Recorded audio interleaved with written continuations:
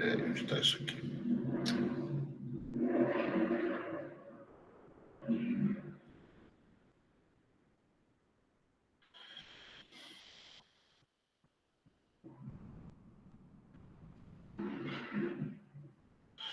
Apareceu.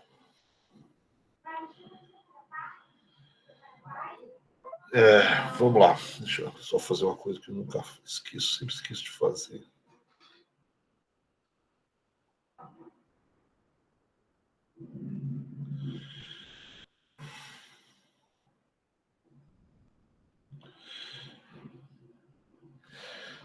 Tá funcionando tudo aí, né? Suponho. Vamos lá. Se não tiver, vocês me avisam. Então, o tema da nossa aula, na verdade, na aula passada, a gente já começou, vamos dizer assim, um pouco a descrever esse ingresso, vamos dizer assim, da economia política no Brasil, principalmente na segunda parte da aula passada, onde a gente comentou um pouco sobre como é que era ensinado o tema, né, a disciplina, a economia política no Brasil, no Império, principalmente na República Velha, né, nas faculdades de Direito e de Engenharia, e que tipo de autores e que tipo de abordagem os lentes, né, os professores, usavam aqui no Brasil. Hoje eu queria sair, não ficar só dentro da academia, né, não só dentro da faculdade, das faculdades, né, e falar de uma maneira um pouco mais genérica, hoje e amanhã, certo? Um pouco sobre esses primeiros, vamos dizer assim, debates econômicos, sobre esse momento de entrada da economia, justamente nesse momento inicial, né? A gente talvez pudesse começar isso lá atrás, lá com o Cabral, tá certo? Então, e a visão de economia que populações indígenas tinham, e, enfim, a gente vai parar lá embaixo, certo? Quer dizer, nada contra, tá certo? Mas a ideia é que a gente iniciar mais ou menos na época do Brasil independente, né? Pegar esse momento particular, né? O Brasil tem uma história muito particular de independência, de ver um pouco como é que esses temas econômicos estavam sendo discutidos e conversados nesse momento, certo? Quer dizer, e aqui a gente tem, então, a entrada desse momento que a gente está pegando como início, é mais ou menos o momento que a própria ideia de economia política, né, ela está nascendo também em termos internacionais. Né? Economia política, grosso modo, né, tem o seu marco com o livro do Adam Smith, 1776, que é mais ou menos o período que depois, né, que a gente está conversando agora, como a gente já disse na aula passada, no Brasil, né, ou por um brasileiro, certo? Quer dizer, o José da Silva Lisboa, depois vai ser o chamado Visconde de Cairu, né? Vai ser considerado aí não só o primeiro professor de economia, certo? Que vai receber aquilo que na aula passada a gente viu, que era uma cátedra de economia política, mas ele também vai escrever talvez o primeiro livro de economia política, chama Princípios de Economia Política, do José da Silva Lisboa, que foi escrito ainda em Portugal, né, publicado em Portugal, mas, vamos dizer assim, ele já tinha vivido uma época no Brasil, e ele vem, principalmente para o Rio de Janeiro, junto com a corte. Na verdade, ele já estava aqui, ele estava na Bahia, e com a vinda da família real para o Brasil, ele se associa à comitiva da família real em Salvador, e vem para o Rio de Janeiro. E para muita gente é considerado o primeiro economista, né? O primeiro cara que escreve um livro de economia política, né? Um texto, vamos chamar assim, né? E que vai, logo em seguida, ele vai escrever outros livros famosos, né? Mas, enfim, a gente tem, acho que. Não tem. Mas a ideia de falar sobre economia política, sobre o Cairu, a gente deixa um pouco para a próxima aula, para a aula que vem, mas eu queria situar o Cairu. O Cairu não é o único, né? Apesar dele ter um pouco esse título, né, de ser o primeiro economista, o primeiro professor. A Faculdade de Economia lá de São Paulo, a FE, a USP de São Paulo, deu, ou os alunos, né, escolheram o Visconde Cairu como o nome do centro acadêmico em São Paulo. Eu não sei se eles estão muito felizes com esse nome, porque o Cairu é um cara muito controverso aí na historiografia, né? Você tem uma parte da historiografia que acha ele um cara bacana, um cara, enfim, do seu tempo, e que trouxe, dizer, a questão da economia para a gestão, principalmente do Dom João VI e do Dom Pedro I. Aqui no Brasil foi um quadro político, técnico importante desses primeiros momentos, né?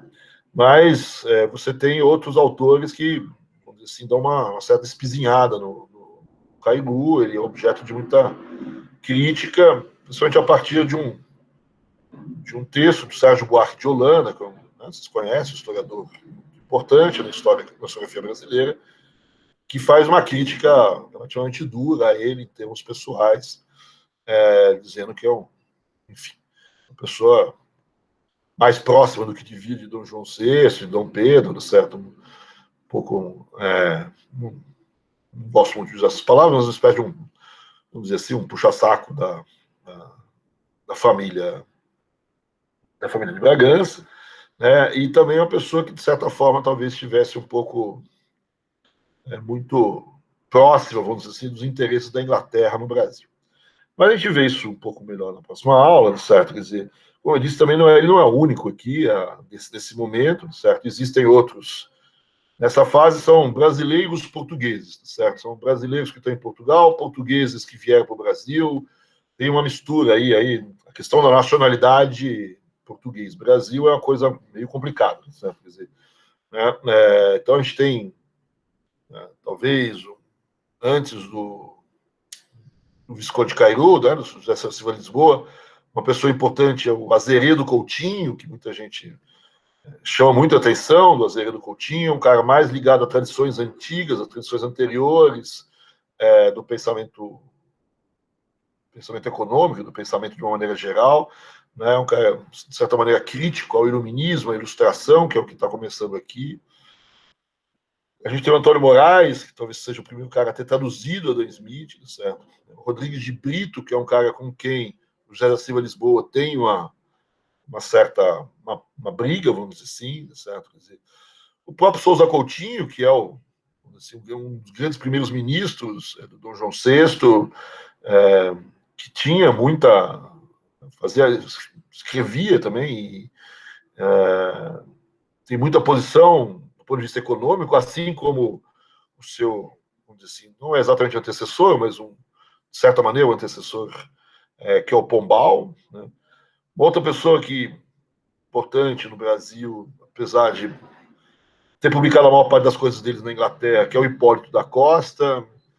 A gente tem uma pessoa que não é exatamente economista, que é o Bonifácio, né, o patriarca da independência. Ele escreveu várias coisas, talvez seja o primeiro grande cientista brasileiro, certo? Desse período. Então, um pouco esse período que eu queria conversar com vocês, tanto na aula de hoje como na próxima aula, e as questões econômicas, né? E esse período, então, como eu estava dizendo antes, é o período do próprio nascimento da economia política em termos internacionais, né? São os primeiros escritos do Smith, depois também tem ali o Malthus, e um pouco depois o Davi Ricardo, certo? Que são os mais conhecidos aí, certo? Mas todos esses estão dentro de um movimento, certo? A própria economia, a nascimento da economia política está dentro de um movimento intelectual, político, social, enfim, né, que é o iluminismo, a ilustração, né? E aí você vai incluir desde pessoas como, sei lá, Rousseau, Voltaire, os clássicos aí do iluminismo, né? Montesquieu, que é uma pessoa importante em questões econômicas, apesar dele não ter falado diretamente de economia, um cara que é importante, por exemplo, na discussão da escravidão, é um cara importante na discussão nas chamadas, né, intervenção estatal, nas funções do Estado. Talvez junto com ele você tenha um Condorcet na França, certo? né? Tem também, é um período onde você, e é isso que eu vou explorar hoje um pouco com vocês sobre Portugal, você tem um mercantilismo que, né, o velho Colbert, na França, que vem, vamos dizer assim, perdendo força, né, dizer, ao longo do final do século XVIII, e, ao mesmo tempo que eu tenho aí o crescimento do iluminismo da ilustração, eu tenho os fisiocratas, que têm um papel importante, o Quesnel, Turgot, e o que os economistas chamam de economistas, né, les économistes, na França, né, que, né, vão dar no João Baptiste, né, no João Baptiste, enfim, tem aí uma discussão, né, quem conhece bem essa conversa dos franceses, fez uma tese agora, recentemente, sobre isso, é o Fábio Barbieri, né, ele fez a tese docente sobre esses franceses do início do século XIX, final do século XVIII. Então, tem uma chamada economia clássica francesa, que é sempre muito importante, certo? Dada a França como um local de, né, junto com a Inglaterra, é óbvio que a Inglaterra era importante no caso brasileiro, e, por exemplo, o Sousa Coutinho e o Visconde de Cairu eram mais ligados a essas tradições inglesas, né?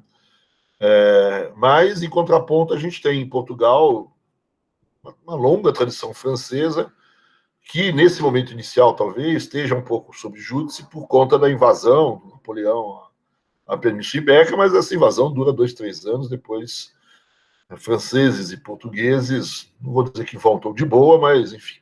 Então, a presença francesa em Portugal talvez não tenha a mesma dimensão da presença inglesa em Portugal, mas é forte, certo? Quer dizer, né? E, principalmente nesses movimentos, nesse período do tempo, o iluminismo francês, né, o Rousseau, Voltaire, todos esses são os conhecidos, né, mas tem um grande, enorme número de panfletos e de textos e de... na verdade, essa época é uma época muito interessante, né? Se você olhar, você tem vários textos, grandes textos, né, sobre esses grandes autores e tal, e junto com ele tem uma miríade, mas uma centena, certo, de panfletos, memórias, vários outros textos escritos defendendo questões em especial, debatendo, fazendo discussões que a gente mal conhece, certo? E tem toda uma outra literatura, né, para chegar, vamos dizer assim, numa população, não vou dizer no povão, certo? Porque, na verdade, é uma parte escrita, né? Então as pessoas precisam saber ler, que também, né, tem textos de vulgarização, aliás, textos, vários deles são, inclusive, bem vulgares, se vocês me entendem. Mas é muito interessante esse enorme movimento, certo? E aí tem os contadores, né, os contadores de história que justamente fazem chegar essas, Deus sabe lá como, certo? Essas ideias junto à população que é iletrada, através, enfim, das representações, das peças, dos contadores de história, etc. Então a gente está nesse movimento, esse grande movimento de burburinho, esse grande burburinho aí, que é esse movimento iluminista, que já é bem claro, a gente tem que deixar claro de que não é um movimento homogêneo, né? Você tem várias divergências, várias posições dentro desse iluminismo. Algumas dessas divergências batem no Brasil, outras não. E essa é uma questão que vai além da questão da economia, certo? Quer dizer, tem todo um debate na historiografia sobre a independência latino-americana, particularmente sobre a independência brasileira, sobre qual foi, de fato, a penetração dessas ideias no caso latino-americano, no caso brasileiro em particular. Até onde, por exemplo, os inconfidentes brasileiros da Revolução Mineira, né, da Revolução do Tiradentes, eles conheciam ou não, e foram influenciados ou não por essas teses iluministas, certo? Quer dizer, Então, você tem aí toda uma discussão sobre a Biblioteca dos Inconfidentes, né? Então, vocês vão ver aí, joga no Google, a Biblioteca dos Inconfidentes, vocês vão achar um monte de textos, de discussões, etc. Então, dentro dessas discussões, reza a lenda que um deles, o Cláudio Manuel da Costa, ele conhecia bem a obra, já conhecia bem a obra de Adam Smith, conhecia, inclusive, não só o texto de economia do Adam Smith, certo? Riqueza das Nações, mas principalmente os textos de filosofia moral dele, certo? Enfim, então tem aí um debate, eu não vou entrar nessa discussão, certo? Quer dizer, vou aqui, mas é só para a gente chamar um pouco de atenção, né? E tem um pouco não só a influência desses ilustrados, vamos dizer assim, sobre os ilustrados brasileiros, vamos dizer assim, certo? Mas muito como esses ilustrados brasileiros eles reagem a isso, né? Então, tudo bem, o Cláudio Manuel da Costa tinha lá o Adam Smith na sua biblioteca, certo? Ou conhecia ele, tinha conseguido importar o livro dele para o Brasil. Note que era proibido, né? Essas coisas não eram assim tão simples nessa época da colônia, né? Depois fica mais fácil. Então você tem aí também como que o Cláudio Manuel reagiu à obra do Smith. Né? Então, por exemplo, a gente já estava dizendo antes, o Azevedo Coutinho é um bispo de Alvas, né? Mas o cara nascido em Portugal, nascido em Portugal não, acho que ele é nascido em Pernambuco, ele tem terras em Pernambuco, ele é um dono de engenho, a família dele é dono de engenho, e ele tem vários textos, ele reage negativamente à ilustração, certo? Ele não vê com tão bons olhos assim, certo? O próprio Visconde Cairu, a gente deve ver amanhã, certo? Quer dizer, ele reage bem a uma parte da obra, certo? A uma parte da visão ilustrada, né? Ele gosta do Adam Smith, a gente já até falou sobre isso, no que ele tem de interessante para a abertura dos portos, por exemplo, a defesa do livre comércio. Isso ele chupa do Adam Smith, certo? Ele pega fortemente e defende a liberdade de comércio, a liberdade de empreender, etc. Apesar de eu talvez não fazer muita força, ele também é contra a escravidão, essas coisas. Mas, por exemplo, ele tem uma visão muito negativa da Revolução Francesa, certo? Politicamente, ele não vai, né, nos limites da ilustração francesa, certo? Do iluminismo francês, né? Ele é um cara mais, né, obviamente que ele não gosta muito, principalmente da fase Robespierre da Revolução Francesa, né, na fase mais aguda da morte do rei, né, do regicídio e, vamos dizer assim, o que algumas pessoas chamam da fase democrática da Revolução Francesa. E ele claramente é contra, escreve contra. E eu estou aqui falando, estou tentando lembrar, ele é muito influenciado por um outro autor inglês que escreve contra a Revolução Francesa, que eu acabei me esquecendo. Amanhã eu lembro o nome dele. Ou daqui a 5 minutos eu acabo lembrando. Enfim, então, a discussão aqui é não só como é que essas vagas correntes iluministas vieram para o Brasil, mas o que a gente fez delas, né? Como é que a gente trabalhou essas questões todas, né? E isso, então, esses movimentos vêm para o país, vêm para o Brasil, né? E a gente está justamente nesse movimento de independência, né? Então, a tese clássica, antiga, né? Não é tão antiga, certo? Mas ela vai e volta na historiografia mundial, né? De que uma parte da independência dos países latino-americanos tenha sido, vamos dizer assim, entre aspas, obra do iluminismo francês, junto com a experiência da independência norte-americana. Né? Isso é uma visão mais clássica. A ideia é que, em parte, talvez isso não seja bem verdade. Certo? Quer dizer, claramente deve ter aspectos particularmente importantes disso, certo? Mas tem uma parte que a gente esquece, que é uma parte que eu queria tocar hoje. Certo? Quer dizer, tudo bem, o iluminismo francês vem para o Brasil, certo? Pode ter vindo, talvez até diretamente em alguns casos, né? Não sei exatamente como os Inconfidentes chegaram nesses autores, certo? Mas, com certeza, uma boa parte disso veio para o Brasil pelas mãos de Portugal, né? De Portugal, de Espanha. Então, a gente tem, quer dizer, a questão ibérica nessa discussão é uma questão importante, né? Então, você vai hoje ler sobre as independências latino-americanas, que influi, que não influi, né? Uma das questões importantes é como é que foi criado, como é que foi debatido, como é que foi levantado vamos dizer assim, uma espécie de um liberalismo ibérico, certo? Da maneira que o pessoal do direito, né, vai discutir as constituições, né, a formação das constituições, que isso está acontecendo agora, né? A gente tem desde a Constituição inglesa, um pouquinho antes, 100 anos antes, mas a Constituição americana com uma grande novidade, né? E a Constituição francesa que, vamos dizer assim, está sendo forjada ali no esteio ali da Revolução Francesa e da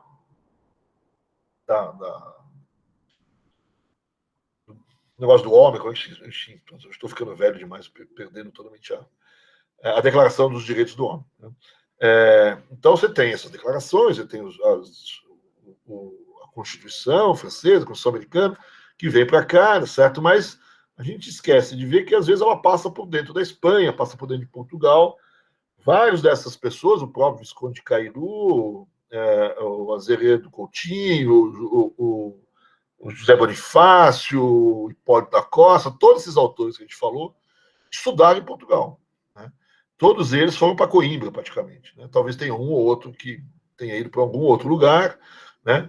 Mas, em geral, todos eles estudaram na famosa na Universidade de Coimbra, certo? Em Portugal.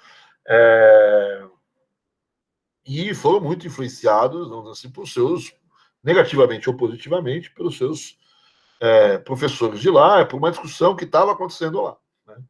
Então, a gente tem que levar em consideração um pouco também, antes do que está acontecendo só aqui no Brasil, do que está acontecendo em Portugal, ou na Espanha, etc., né?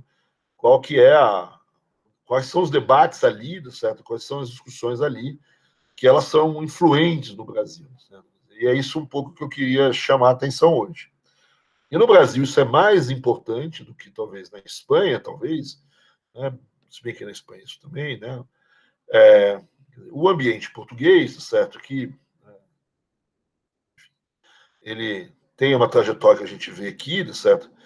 E que vai terminar na chamada Revolução do Porto, como na Espanha tem a chamada Revolução de Cadix, né? O constitucionalismo de Cadix, que é quando, vamos dizer assim, os espanhóis montam, vamos dizer assim, as suas constituições, etc., né? Isso, vamos dizer assim, vai debater com os latino-americanos, né? E em Portugal, essa história é mais complicada, certo? Porque eu tenho a vinda da família real ao Brasil, né?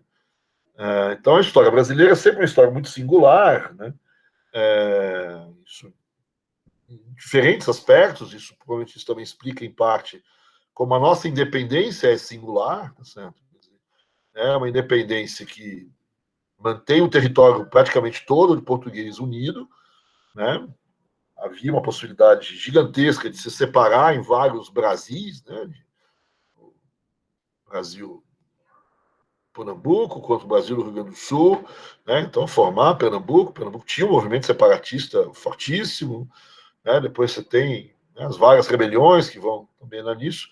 Isso você olha toda a parte espanhola, certo? Você vê como você tem subdivisões importantes, mesmo em antigos vice-reinados, né? Eles foram subdivididos, mesmo contra a vontade do Bolívar, etc. Quando a gente olha a América Central, então é uma miríade de pequenos países. No Brasil não, fica junto. E é um império, né? O Brasil é o único império dessa história, os outros são todos repúblicas, né? Tanto é que quando o nosso amigo Bolívar vai tentar fazer uma primeira reunião aí para fazer uma integração latino-americana, os Estados Unidos e o Brasil não são muito bem-vindos nessa reunião, certo? E depois acaba indo para as reuniões, etc. Mas era óbvio, certo? Esses países todos estavam lutando contra os Habsburgos, certo? E o Brasil era dominado por um Habsburgo, certo? Quer dizer, né? Que é o Dom Pedro I, ou segundo, tanto faz, certo? Quer dizer, mas é uma das famílias tradicionais europeias. Então, a nossa independência, a nossa descolonização, né, para muita gente é um golpe dinástico. Certo? Então, essa ideia do que está acontecendo em Portugal é ainda mais presente ainda nessa história. Certo? A influência portuguesa, as próprias discussões econômicas no Brasil são importantes. É óbvio que você tem o nacionalismo brasileiro, que vai fazer algum tipo de jogo, né? Ele vai se tornar independente, vai brigar pelas suas vontades, certo? Mas, né, toda a discussão na Constituição brasileira de 23 é uma discussão entre portugueses e brasileiros, vamos chamar assim, se bem que os portugueses estão aqui no Brasil já há 15 anos também. Então, o Brasil é o único país na história, vamos dizer assim, do mundo onde a colônia virou império, certo? A sede da colônia, a sede da metrópole veio parar no império, certo? Veio parar, desculpa, na colônia. Né? Então, o Brasil é a única colônia que foi elevada a Reino Unido, em 1815. Então, a gente tem que estar por trás da gente um pouco essa peculiaridade da história brasileira que é importante. Né? Então, a própria chegada do Lisboa aqui, né, e ele se consagrar como primeiro economista, certo? Tem muito da mão do próprio rei de Portugal, certo? Né? Foi Dom João VI que deu a ele a cátedra, né? Foi Dom João VI que deu a ele a imprensa régia, né? Ele controlava a imprensa régia, e as primeiras publicações de economia são livros dele, certo? Quer dizer, e ele, né, defende a monarquia, né? Ele defende o Dom João, e também defende a abertura dos portos, defende o Brasil, mas, né, ele tem uma posição, vamos dizer assim, de tentar conciliar um pouco essa monarquia, ou seja, não é um republicano, não vê que é uma separação mais negociada com Portugal, né? Aí defende a não volta atrás em relação às teses mercantilistas de colônia, etc. Né? Mas a mão de Dom João e de Dom Pedro está muito por trás da própria ascensão do José da Silva Lisboa, aqui do nosso primeiro grande economista português, brasileiro, certo? Quer dizer, considerado difusor, né? Você vê que nem o pessoal que desenhava a cara dele tinha boa vontade com ele, né? Podia melhorar um pouquinho. E, como eu disse, ele é objeto de muita discussão, né? Já na época, né, o José Bonifácio, que era uma espécie de uma outra eminência parda que nem ele era aqui no Brasil, é um cara que brigou com ele, né, apesar de ter uma famosa foto não, né? O famoso quadro com o Bonifácio e o Cairo está atrás, mas o Bonifácio adora esse quadro justamente porque ele está todo bonito e pimpão na frente e o Cairo está atrás. Mas tem uma discussão grande em torno dele que a gente volta na próxima aula. Eu queria ver um pouco como é que está, o que está acontecendo em Portugal, mais ou menos, nesse período, quais eram as discussões que estão acontecendo em Portugal e aonde é que o nosso amigo Cairo está escrevendo. Né? Em que posição que ele está escrevendo, com quem que ele está conversando.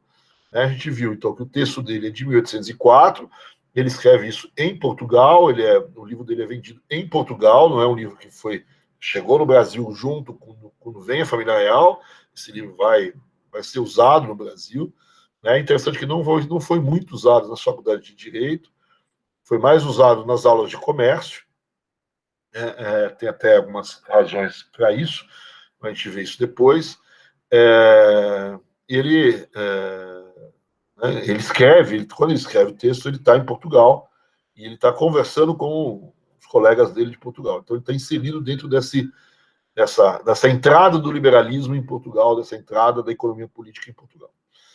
E o que está acontecendo em Portugal nesse período? A gente der 2 passos para trás, alguns aninhos para trás, em 1804, a gente já tinha superado, ou estava no momento crítico ao chamado pombalismo. Certo? O pombalismo, obviamente, vem do nosso amigo o Marquês de Pombal, que está aí todo pimpão mostrando toda a reconstrução que ele fez de Lisboa e do Porto, certo? Quer dizer, e o Pombal é um grande representante, né, do chamado, famoso despotismo esclarecido em Portugal no século XVIII. E o Pombal ele é importante por dois grandes motivos aí na nossa história. Certo? Quer dizer, primeiro que o pombalismo é, na verdade, uma espécie de um mercantilismo português. Né? Então, o Pombal ele representa um pouco essa corrente, vamos dizer assim, mercantilista português, né? Cobertianismo português, apesar dele também ter inspiração no Colbert e também tem algumas inspirações nos ingleses. E em segundo lugar, certo? Quer dizer, o Pombal, o próprio pombalismo, ele vai dar uma racionalidade, vai dar uma racionalização, vamos dizer assim, da burocracia portuguesa, certo? Tenta dar uma modernizada no Estado português, superar vários atrasos da economia portuguesa, inclusive no sentido, vamos dizer assim, filosófico, no sentido intelectual da palavra. Né? E, nesse sentido, ele vai ter uma intervenção forte, vamos dizer assim, no ensino em Portugal. Né? Então, o Pombal ele faz várias reformas administrativas em Portugal. Né? A primeira está a tocar num ponto chave, que vai ser chave no Brasil depois, que é a questão da escravidão. Ele não acaba com a escravidão nas colônias, certo? Mas ele tenta acabar com a escravatura em Portugal continental, então vai ter uma referência aí. E também vai se pegar de frente, certo? Com a igreja, certo? Com a igreja católica, em particular, ele vai ser contra um pouco, né, o fim aí dos autos de fé, de toda a tradição mais inquisitorial, que em Portugal permaneceu por muito tempo, foi bastante forte, certo? Ele não conseguiu oficialmente acabar com a Inquisição em Portugal, né, que permaneceu ainda em vigor até pouco antes do novo Portugal, né, do Portugal com a Constituição depois da Revolução do Porto, já com o Brasil fora,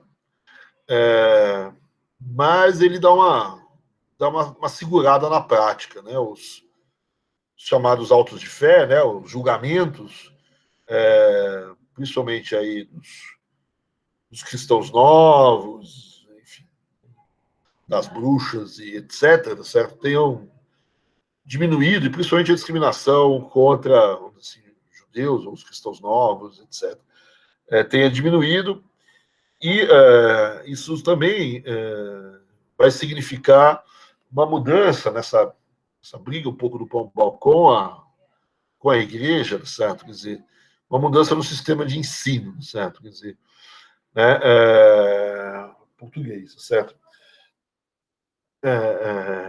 Sistema de ensino, no sistema de talvez mais do que de ensino, né? O sistema de educação aí quando a gente fala de educação e ensino, a gente fala inclusive do que poderia ser publicado, né, você tinha era tão forte a presença do Estado, do governo, e no caso da igreja, que você dizia o que você podia ler e o que você não podia ler, certo? Quer dizer, então, antes de você publicar qualquer livro em Portugal, você precisa dar aprovação, certo? Quer dizer, então, esses textos publicados, mesmo que sejam, às vezes, panfletos mais simples, eles precisam da aprovação. É óbvio que circula muita coisa ilegal, assim como na França também, na época do iluminismo, muito do que circula é ilegal.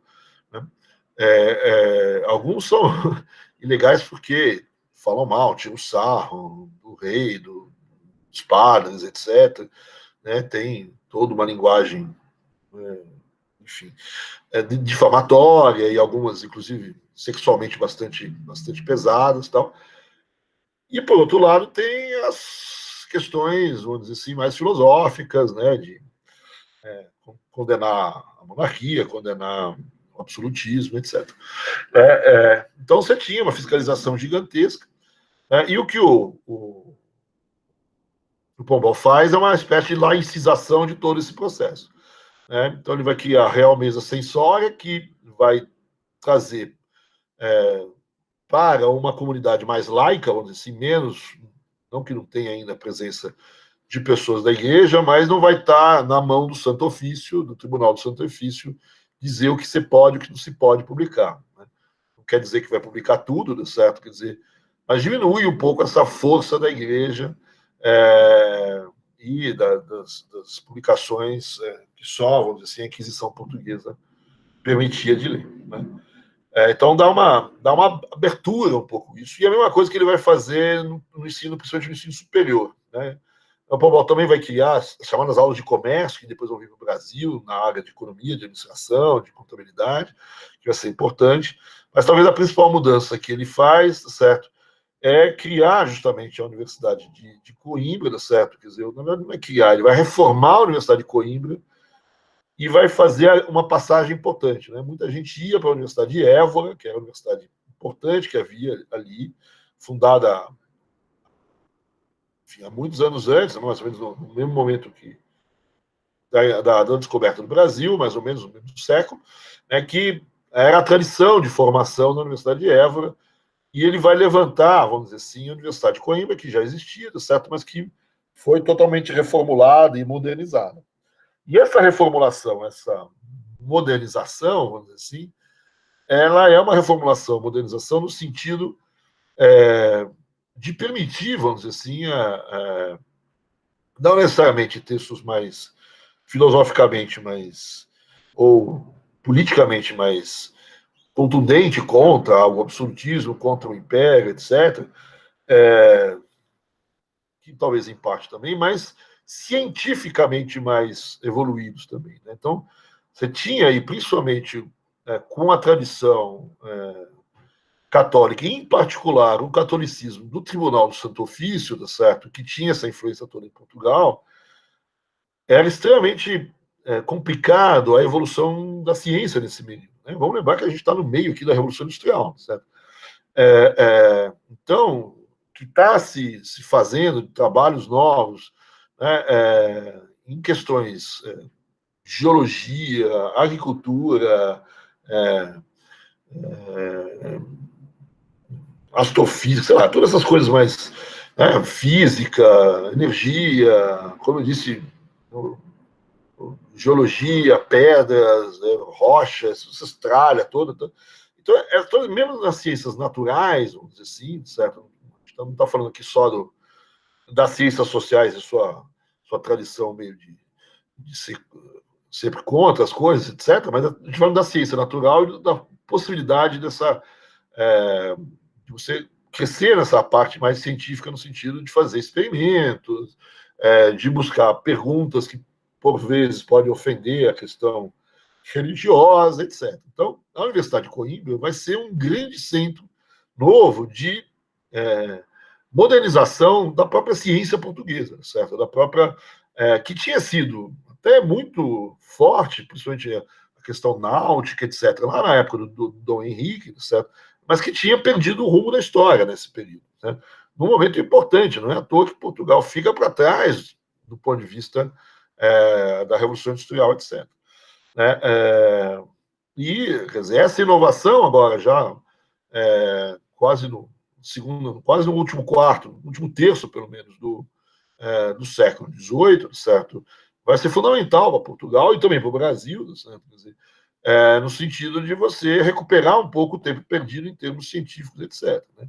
Uma das pessoas chaves nessa Universidade de Coimbra é o Zé Bonifácio. Né? Bonifácio, que eu disse antes, que é um dos principais cientistas brasileiros. Né?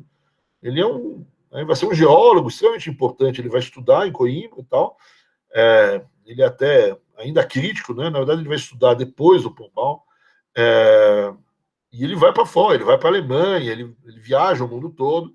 O mundo todo não, a Europa, né, vamos dizer assim, procurando essas novas experiências, principalmente nessa área de geologia, biologia, botânica, mas o Dom João, o Bonifácio, principalmente nessa área de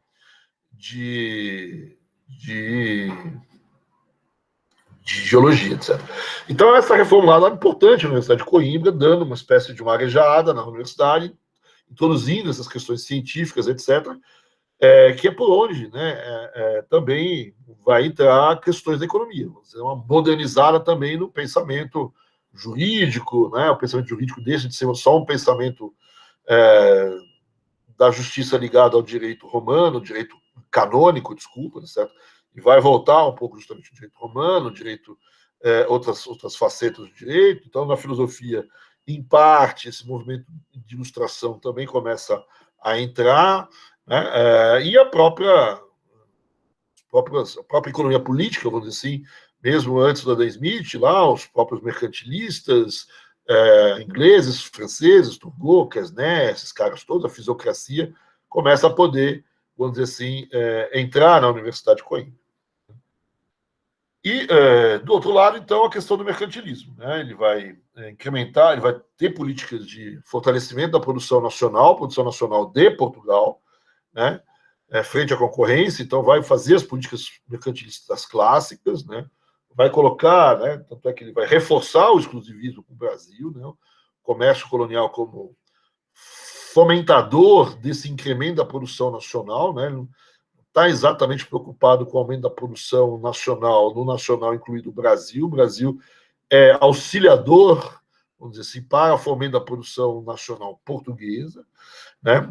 Então, você tem as políticas protecionistas que vão ser feitas pela Real Junta de Comércio,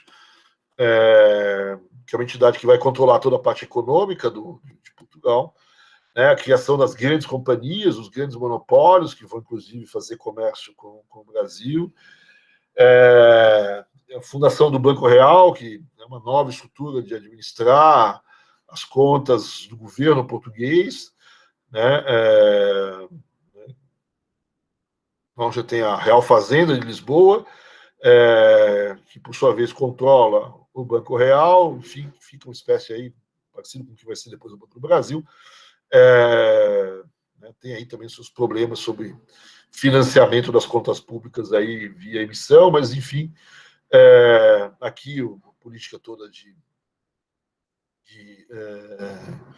tributária nova que está sendo criada, né, como eu disse também, as aulas de comércio. Então, esse é o ambiente pombalino que traz principalmente as ideias mercantilistas. Com o desterro de Pombal, com a queda de Pombal, né, depois da morte, não me lembro agora qual Dom João, qual Dom Manuel, não me lembro mais qual deles, tá certo? Mas, enfim, com a queda de Pombal, né, essa importância do mercantilismo em Portugal vai diminuir. Né? E dentro dessa queda da importância do mercantilismo português, você tem algumas instituições que são desfeitas, como a Real Junta, alguns monopólios são desfeitas, algumas políticas que são revistas, e você tem um certo espaço para o crescimento também de um ideário, de uma ideologia menos mercantilista nos vários lugares, inclusive na Universidade de Coimbra, certo? Mas aqui, o que vai aparecer de maneira forte aqui, certo? Né, é uma nova instituição, que é uma instituição importante para nós, certo? Quer dizer, que junto com a Universidade de Coimbra são centros importantes da ciência portuguesa, que é a Academia Real das Ciências em Portugal. Né?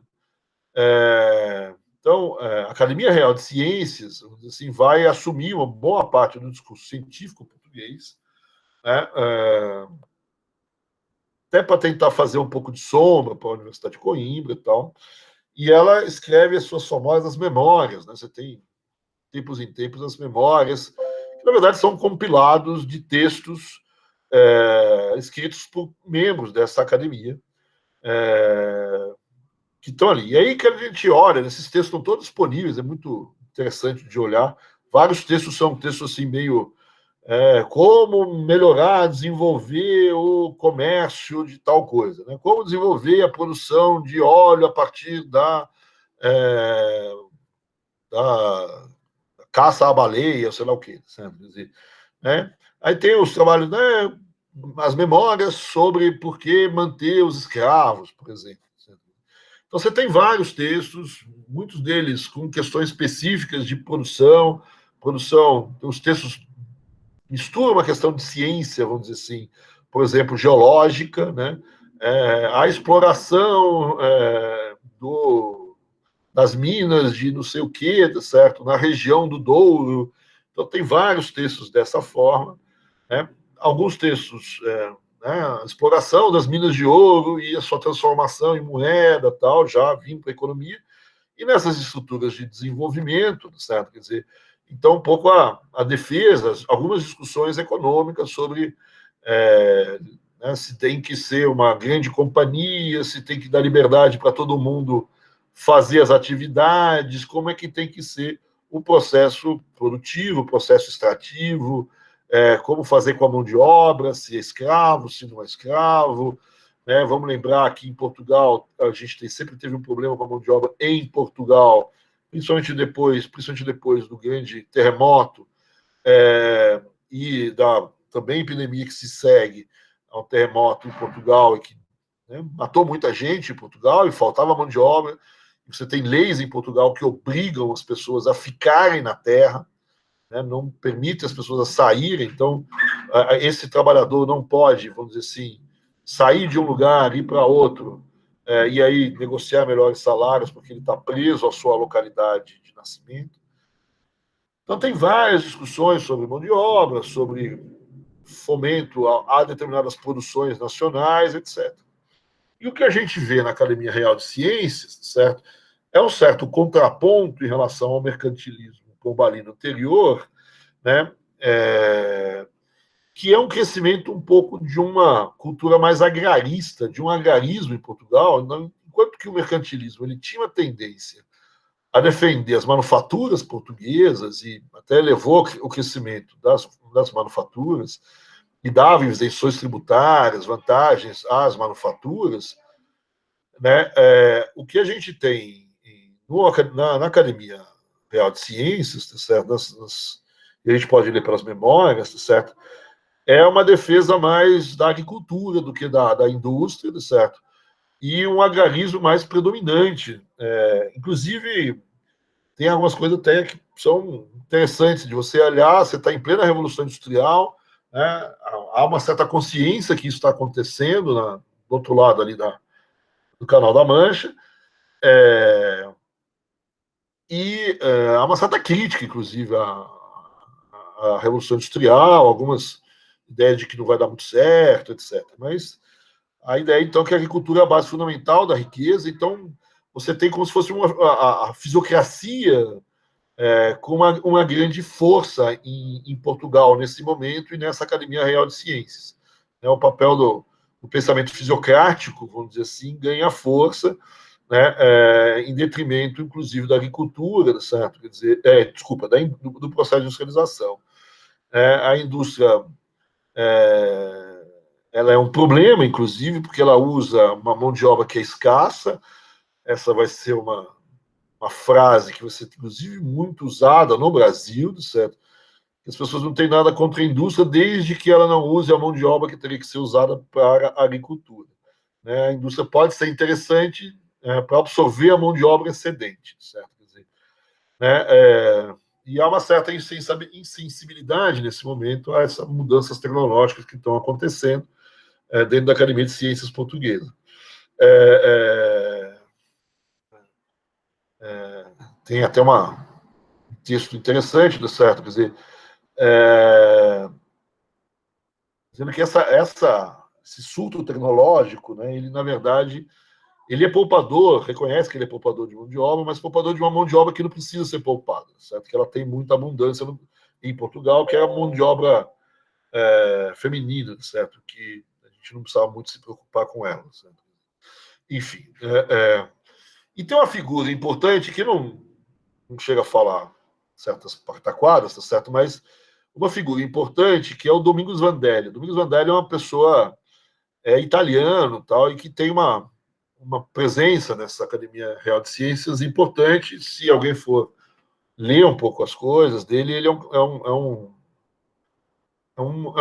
vamos chamar de cientista importante nessa Academia Real de Ciências. Ele está muito preocupado com melhorias técnicas na produção, né, especialmente na produção agrícola. Nesse sentido, ele tem um quê também fisiocrático, certo?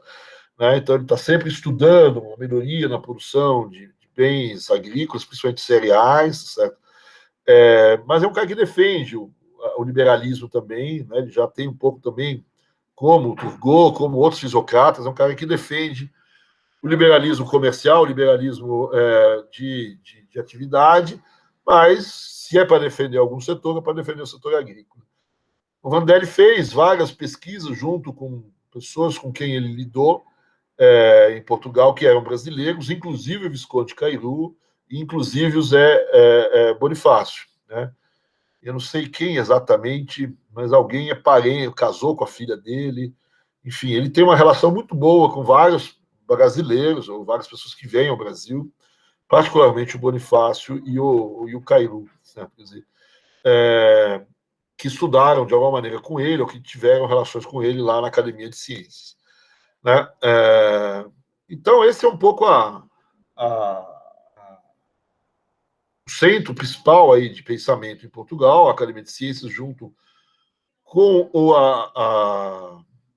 vamos dizer assim, a Universidade de Coimbra, né, que tinha sido modernizada. Algumas pessoas dizem que ela, nesse movimento antipombalino, ela foi desmodernizada em parte. Enfim, certo? Que tem alguma, ela diminui um pouco a sua importância, mas é ali ainda que todo mundo vai se formar, certo? Quer dizer, todos os brasileiros que ainda não têm faculdade em São Paulo, no Brasil, certo? Ainda não tem nenhuma faculdade no Brasil nesse período, é só 1820 e pouco que vai ter faculdades no Brasil. Até lá, todo mundo se forma e todo mundo vai para Portugal, vai para Coimbra, normalmente, certo? Tem uma ou outra exceção, mas todo mundo vai ali, certo? Quer dizer, que tem, então, as suas velhas tradições pombalinas, certo? Que talvez tenham sido um pouco, em parte, desfeitas, teve um crescimento um pouquinho do pensamento escolástico, com a volta um pouco de uma parte da, da, da igreja a ter força nessa Universidade de Coimbra também, né? E a Academia de Ciências, então, aparecendo, certo? Que tem, então, essas tradições fisiocráticas. Uma pessoa importante também nessas tradições fisiocráticas, que trabalha no Brasil, trabalha com o Brasil, está em Portugal, mas, né, vai estar com o Brasil, que vai ser um dos alvos de crítica do Cairu, é o Rodrigues de Brito. Essa é uma figura importante na historiografia. Ele tem as suas memórias de 1803, certo? E ele tem ali uma tradição bem fisiocrática. E é isso que o Cairu vai criticá-lo, certo? Quer dizer, né, essa terra como única fonte da riqueza, certo? E a ideia da defesa da intervenção, favorecendo especialmente a agricultura, e se sobrar alguma coisa, a indústria, né? A indústria tem que se estabelecer a partir do crescimento da agricultura. Rodrigues de Brito, então, é um expoente importante, e que lida muito com o Brasil, certo? Nesse período, certo? E você tem o outro lado, o Azevedo Coutinho, que também é membro da academia, certo? Mas ele não tem essa defesa da agricultura, da indústria, ele tem um pouco a ideia de liberdade de comércio. Mas é um cara que não gosta muito dessas ideias novas do iluminismo, do homem livre, né? Essa fundamentação que o Smith faz, que todo mundo faz, nas teses justnaturalistas, certo? Quer dizer, né? Nas teses de que todos os homens são livres, são iguais, aquele capítulo 1 do livro de Micro, né? Você tem A, B, C, D, E, são agentes do mercado, todos são livres, iguais, etc. Então, essa montagem da economia não é exatamente dessa forma que se dá, tá certo? Então, mesmo que ele não chegue a ter visões radicalmente contrárias a isso, tá certo? Ele ainda assim ele defende, vamos dizer assim, essas visões liberais de liberdade de comércio, de liberdade de atividades, apesar de ser contra a escravidão, etc. E aí ele vai ter uma série de brigas, o Azevedo Coutinho, certo?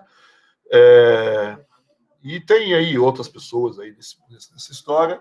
O Azevedo Coutinho também é um dos primeiros leitores do Adam Smith, junto com o José da Silva Lisboa, com outras pessoas.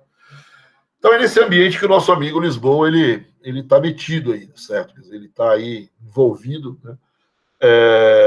Ele vai crescer um pouco nessa confusão, né? Nessa velha tradição mercantilista que ainda tem uma certa força dentro da economia brasileira, tá certo? Quer dizer, e, por outro lado, um grupo, tá certo, mais novo, tá certo? Que tem essas visões talvez mais fisocratas ainda, tá certo? E um crescimento aí, pouco a pouco, na mão de alguns, de uma visão mais liberal, né? E o Cairu, então, tá certo? Quer dizer, como eu disse, a gente talvez veja ele melhor na próxima aula, certo? Mas ele nasceu no Brasil, certo? Ele é filho, né, e tem algumas polêmicas, certo? Quem gosta de enaltecer a figura do Cairu vai dizer que ele é filho de um arquiteto, outras pessoas vão dizer que ele é filho. Quem enaltecer ainda mais, eles vão dizer que ele é filho de pedreiro, certo? Que cresceu. Na verdade, o pai dele era mestre de obra, certo? Quer dizer, que tem esse papel, né? Depende de como você vê. Né? São os mestres de obras que fizeram as grandes catedrais do mundo, certo? Principalmente do mundo antigo, certo? Lá né? São arquitetos, certo? Né? E, por outro lado, né, tem forma diferente de vê-los. Então, não tem arquitetura no sentido pleno da palavra. Né? Obviamente, o pai dele não é um arquiteto como Michelangelo, certo? Quer dizer, mas é um cara que é um mestre de obra, né, que muito provavelmente o Michelangelo teria utilizado, vamos dizer assim. Né? E tem esse savoir-faire, certo? Então, é uma pessoa que tem uma certa cultura, né? E tem uma preocupação com a cultura, isso que era importante. Então, o Cairu fez seus estudos na Bahia, certo? Fez uma educação na Bahia e, com alguma dificuldade, foi fazer seus estudos superiores já na Universidade de Coimbra. Ele se forma em letras, direito, filosofia moral, enfim, as pessoas se formavam em várias coisas. E aí depois ele volta para o Brasil, ele tenta ficar em Portugal, tenta conseguir algum cargo lá e não consegue, e aí ele volta para o Brasil, vai ser professor na Bahia, e aí depois ele consegue, pouco a pouco, ir participando da burocracia portuguesa, nos cargos na administração colonial em Portugal, e ele vai conseguir um cargo importante, que ser deputado da mesa de inspeção da agricultura, que é um pouco uma espécie de chefe do comércio, né, responsável, vamos dizer assim, uma espécie de ministro da Fazenda da Bahia, vamos dizer assim, secretário, né, de Fazenda, no caso, do governo baiano, certo? Quer dizer, que era o primeiro porto de entrada no Brasil, o primeiro grande porto de ingresso no Brasil, apesar da Bahia já não ser mais a capital. Né?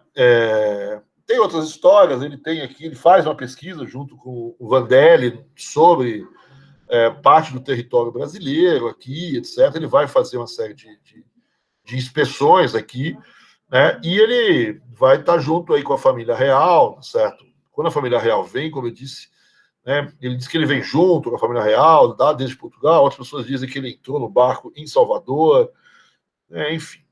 Algumas pessoas dizem que ele influiu muito na deliberação de Dom João VI, da abertura dos portos, que ele foi o grande defensor disso, certo? Quer dizer, depois talvez não seja o caso, certo? Quer dizer, e aí ele vai entrar ali, vai fazer parte da corte de Dom João, certo? Vai ter vários cargos, Dom João VI vai dar vários cargos a ele, e aí que ele se estabelece, então, como um economista importante. Mas antes desse Dom João não pega ele à toa, ele já tinha escrito lá o livro de 1804, né? E quando ele escreveu esse livro de 1804, certo? Quer dizer, né, a intenção dele é divulgar as ideias do Adam Smith. Essa é a intenção clara do livro, do princípio de economia política. Mas esse livro de economia política, na verdade, ele é o último tomo, vamos dizer assim, de uma série de outros livros dele. Ele tem um outro livro que também é muito famoso dele, certo? Quer dizer, que eu acho que deve estar aqui. Não está, não pus. Que é muito famoso na área de direito, certo? Que são as leis da Marinha, que é um enorme compêndio sobre leis de comércio internacional, e leis, vamos dizer assim, de navegação comercial internacional. E é um livro, são 9 volumes, ou 8 volumes, não me lembro, e esses princípios de economia política era para ser o 9º volume desses 10 livros, ou o 9º volume desses 8 livros, ou o 10º volume, enfim, alguma coisa assim. Era o último volume desse enorme compêndio. E esse enorme compêndio foi publicado um pouco antes e teve muita fama, é muito usado, não só pelos alunos, né, ao estudar nos cursos de Coimbra e tal, mas principalmente pelo pessoal que operava, certo? Pelo pessoal do dia a dia tinha ali como uma enorme referência bem moderna sobre como fazer em certas situações. E esse último livro, né, e ele queria mostrar, certo? A ideia dele era mostrar de que essa legislação toda, tem uma parte da legislação que vem desde a época mercantilista, vem desde a época pombalina em Portugal, alguns resquícios que ele critica na legislação, certo? Quer dizer, e ele tenta ali, então, como último texto desse grande livrão, desse grande compêndio, certo? Defender uma legislação mais livre, mais pró-liberdade de comércio internacional, e que Portugal teria que, vamos dizer assim, diminuir um pouco esse enorme conjunto de legislações que dificultavam o comércio internacional. E uma parte dessa legislação, em particular, com relação à colônia. Né? Então, uma parte desse livro é de difusão, como eu disse, das ideias da Adam Smith, principalmente no que tange a liberdade de ação, a liberdade de empreender de uma forma geral, a liberdade de comércio interno nos países de uma forma geral, mas particularmente importante de liberdade de comércio internacional. Né? Então, o Cailu, vamos dizer assim, ele vai, nesse livro, fazer muitas críticas às medidas de tradição mercantilistas, já pombalinas, antigas, de monopolização das atividades, de restrições de comércio, e vai fazer, nesse texto, a defesa da abertura dos portos, da liberdade de comércio. Né? E, por outro lado, uma outra parte do livro, certo? Aí tem um capítulo específico que ele vai criticar o Rodrigues de Brito, né? Que vai defender também, com inspiração em Adam Smith, a ideia, né, do progresso com base no trabalho e na divisão do trabalho, que é mais clássico do Adam Smith. Ele fala, olha, não é uma questão de qual setor é mais importante, né, se é a agricultura, se é a indústria. É óbvio que países como o Brasil, não vai falar Brasil, acho que nessa época, mas o que vale que alguns países têm seus recursos naturais mais intensos, mais exploráveis, suas vantagens, né, não vai usar a palavra vantagens comparativas, que não existe ainda, né, as suas vantagens, né, mas a gente não pode, tá certo? Ele se contrapõe ao Rodrigues de Brito na ideia de Fisocrata, tá certo? De fazer uma certa defesa das políticas agraristas, tá certo? Que no fundo são políticas, em parte delas, são políticas que defendem privilégios de certos grupos e inibem, vamos dizer assim, a liberdade de atividade dentro tanto da economia portuguesa como, vamos dizer assim, da colônia, etc. Então, o Cailu, e aí, vamos dizer assim, a economia política no Brasil, ela vai ter o seu primeiro nascimento com esse texto, né? E que vai estar dentro desse grande debate que está acontecendo em Portugal no início do século XIX. Né? De um lado, uma tradição mais de meados do século, que vem do velho mercantilismo, uma outra tradição que vem, vamos dizer assim, do final do século, certo? Quer dizer, que é a fisiocracia portuguesa, que é uma fisiocracia muito ligada à nobreza portuguesa, à elite rural portuguesa, né? E tem aí, junto com ela, dificuldades em relação à liberdade de trabalho, liberdade de atividades, então, o Cailu vai escrever depois, mais para frente, um livro sobre a franqueza da... Note que é a franqueza, não a fraqueza. De modo que ele não se põe contrário à industrialização no Brasil. Ele só diz, olha, só que não vai acontecer, certo? E ele está se antepondo a uma outra corrente que vai crescer no Brasil, que é a que defende a industrialização. Né? Mas, então, ele não defende a industrialização, mas ele também não pode ser impedido, certo? Eu também não posso ter medidas contrárias à industrialização e que, em parte, esses autores fisiocratas acabavam tendo, certo? Quer dizer, né, são medidas, no fundo, anti-crescimento da manufatura. Então, ele tenta se colocar uma pessoa como defensora, sem defender um setor em específico, né? Como um economista tradicional, vamos dizer assim, que não é nem um defensor, que não vê, vamos dizer assim, vantagens particulares em determinados setores, em particular da agricultura. Na prática, a gente sabe que quando o Caio vem para o Brasil depois, ele vai acabar dizendo que gastar dinheiro para defender a indústria é muito caro, certo? Então ele vai acabar se colocando anti-industrialismo também, certo? Quer dizer, mas ele tem, pelo menos, esse discurso inicial de favorável a franquear as atividades, seja elas quais forem, certo? Quer dizer, e as atividades que mais forem rentáveis vão se estabelecer. Então, que é já uma visão mais moderna em Portugal que está nascendo. Ele não é o único, né?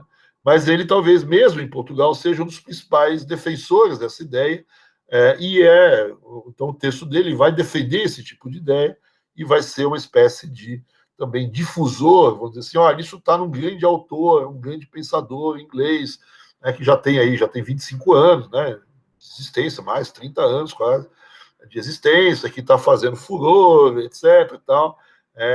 Então, elogia muito o Adam Smith, cita, chupa passagens inteiras, etc. Né? E vai fazer ali a sua defesa. Então, é esse um pouco o cenário onde, né, você tem está acontecendo em Portugal quando, vamos dizer assim, a gente tem o começo na história do Brasil.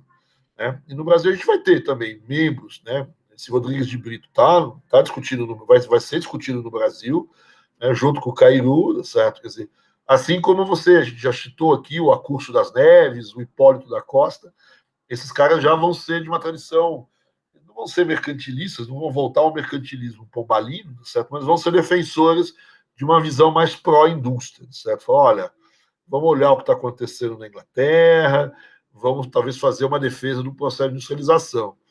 E as ideias protecionistas, etc., talvez vai ter alguma volta, alguma ideia mais mercantilista, né? Mas repaginadas com essas defesas, vamos dizer assim, mais industrialistas, vamos dizer assim, no Brasil, né? Com o Acurso nas Neves em Portugal e principalmente no Brasil, um cara chamado Hipólito da Costa, certo? Quer dizer, que vão estar, então, Rodrigues de Brito, Hipólito da Costa, Cairu, o Bonifácio, como eu disse, o Bonifácio vai ser um defensor da exploração geológica no Brasil, né? Ele é um cientista, então ele também vai fazer lá suas expedições pelo Brasil, vai ver como tem, vai ser um crítico do formato da agricultura brasileira, já com uma pegada muito ecológica, né? Talvez o primeiro ecologista brasileiro seja o Bonifácio, critica muito, né, e atribui um pouco a ideia de escravidão, esse maltrato que o Brasil dá à terra. Né, ele não é o único a falar isso, certo? Visconde de Queluz fala isso, vários outros associam, vamos dizer assim, já uma noção de que a queimada, a forma como o Brasil faz a agricultura de uma forma ruim, do ponto de vista da terra, da ecologia, etc., que a gente está matando na própria fonte agrícola, e atribui esse problema à ideia de escravidão. Né? Não ao escravo, o problema não é o escravo, certo? O problema é a escravidão. Certo? A escravidão não tem nenhuma tendência a preservar nada, o negócio é extrair o máximo que eu posso, o máximo de tempo. Então, não tem que ver como que aumenta a produtividade no longo prazo, nada disso. Então, não tem um sistema de incentivos bom dentro do processo de escravidão, que é a mesma crítica que também o Cairo faz da própria escravidão, que é a crítica do Smith. Quer dizer, não há, dentro da lógica escravocrata, não há um incentivo à inovação, ao aumento de produtividade, há muitos gastos com segurança, então tem um certo desperdício de gastos nesse sentido. Isso um pouco já caiu no Brasil. Mas eu só queria, então, hoje destacar esse contexto português, onde o nosso amigo Cairu vai vai estar começando, e aí amanhã a gente pega o Cairu e vê como que na verdade, o Dom João VI, quando ele vem para o Brasil, como que ele se apropria dessas ideias do Cairu e como o Cairu vai sendo útil para o Dom João VI, certo? Aí para o rei, né? Para a monarquia. Essa é uma outra coisa interessante de você ver como no Brasil, quem cria, quem introduz a economia política no Brasil, usando às vezes, muitas vezes, o Cairu, é o próprio Dom João VI, certo? Quer dizer, então, é o governo introduzindo uma política que se diz liberal, certo? Quer dizer, pode parecer contraditório e é diferente de outros lugares, aonde a economia entra muitas vezes se antepondo às medidas governamentais, principalmente as tradições de intervenção mercantilistas e fisiocratas, muitas vezes, né? Então ela se impõe contra o governo. Certo? Quer dizer, no Brasil, ela vai ser pelas mãos do governo. Certo? Quer dizer, essa é uma coisa diferente, mas aqui eu já fiz a propaganda, a gente vê isso na próxima aula, na semana que vem, na próxima aula. Não, semana que vem não, amanhã na próxima aula. Não sei se está tudo bem aqui para vocês, se está tudo claro, se vocês têm alguma questão a fazer, certo? Quer dizer, a gente, se vocês quiserem, estão todos ouvidos aqui, eu acabei falando, ninguém fez nenhuma intervenção, não sei se vocês têm alguma pergunta aqui agora, certo?